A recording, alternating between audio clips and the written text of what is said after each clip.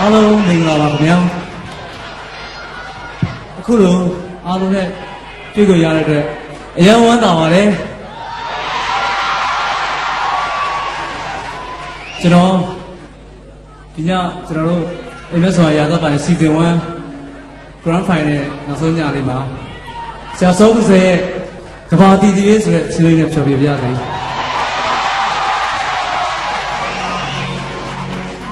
ကဘာတီတီ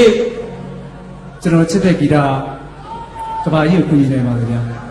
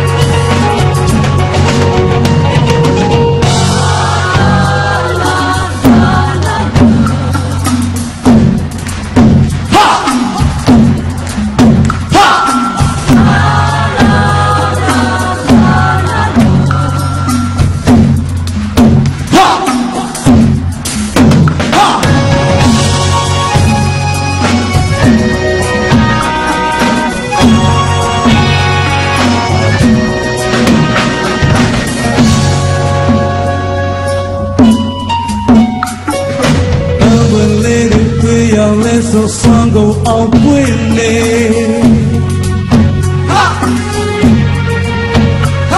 စိတ်ဆန်းရတော့ထောင်းလာပါတရားတွေတို့မြေကိုချုံတော့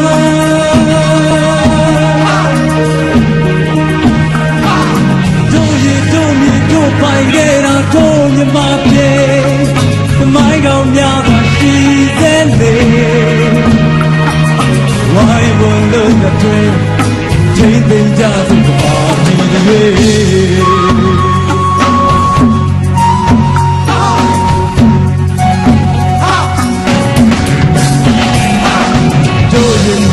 ရှိနေခဲ့တာတို့ပိုင်တဲ့ဂီတ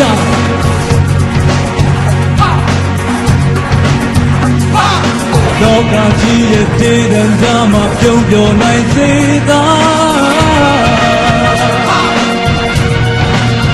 အော်ကောင်းကင်ထမကျိုး